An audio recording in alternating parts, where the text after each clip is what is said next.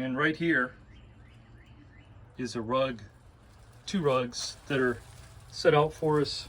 We're gonna pick them up and take them back to our facility.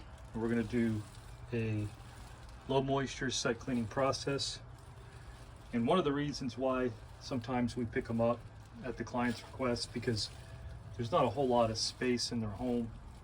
And when it's a severe pet mess, it requires an extra treatment, and more has to be done to this particular rug to make sure it gets as cleaned as best as possible. Now, what I always recommend is a pit washing facility.